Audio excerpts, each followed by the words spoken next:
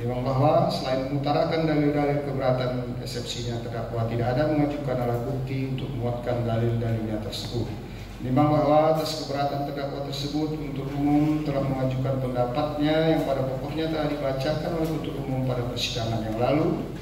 Memang bahwa selanjutnya majelis hakim setelah membaca dan meneliti uraian keberatan penasihat hukum terdakwa, maka majelis hakim menilai pada pokoknya mengemukakan dalil keberatan tentang hal-hal sebagai berikut, yakni 1. Bahwa terdakwa melakukan perbuatan dalam melaksanakan perintah undang-undang sehingga tidak dapat dipidana. 2. Bahwa surat dakwaan penuntut umum tidak jelas atau obscure. Menimbang bahwa terhadap dalil-dalil keberatan yang dikemukakan oleh penasihat hukum terdakwa sesuai dengan ketentuan norma dalam pasal 156 ayat 1, penuntut umum telah menyampaikan pendapatnya yang pada pokoknya tidak satupun dari dalil keberatan penasihat hukum terdakwa yang masuk dalam ranah eksepsi sehingga seharusnya ditolak seluruhnya. Menimbang bahwa atas keberatan terdakwa melalui penasihat hukumnya dan penuntut umum tersebut, maka majelis hakim mempertimbangkan keberatan tersebut sebagai berikut. 1. Tentang terdakwa melakukan perbuatan dalam melaksanakan perintah undang-undang sehingga tidak dapat dipidana.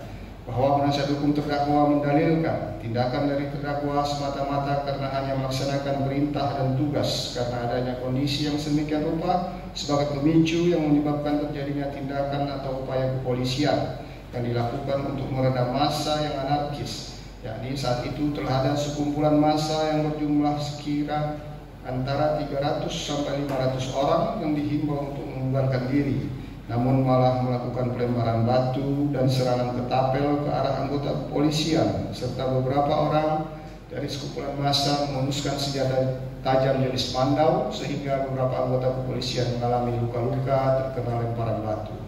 Memang bahwa setelah memperhatikan surat dakwaan dalam perkara, maka majelis hakim berpendapat bahwa dakwaan jaksa penuntut umum telah memenuhi syarat formil dan seluruh syarat material dalam dakwaannya, di mana jaksa penuntut umum telah memuat tempus, waktu maupun lokus atau tempat terjadinya tindak pidana, dan selanjutnya dalam surat dakwaan perkara juga telah disusun unsur dan rangkaian peristiwa tindak pidana yang didakwakan kepada terdakwa.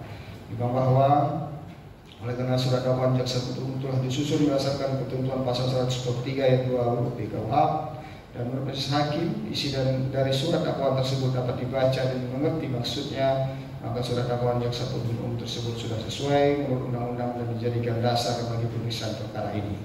Menimbang bahwa terhadap materi keberatan penasihat hukum terdakwa tentang tindakan yang dilakukan terdakwa semata-mata karena hanya melaksanakan perintah dan tugas karena adanya kondisi yang sedemikian rupa sehingga sebagai pemicu yang menyebabkan terjadinya tindakan atau upaya kepolisian yang dilakukan untuk meredam massa yang anarkis telah masuk ke dalam materi pokok perkara yang perlu dibuktikan kebenarannya dalam persidangan. PN/PLK atas nama terdakwa Anantri Wahyu Widodo tersebut di atas dilanjutkan.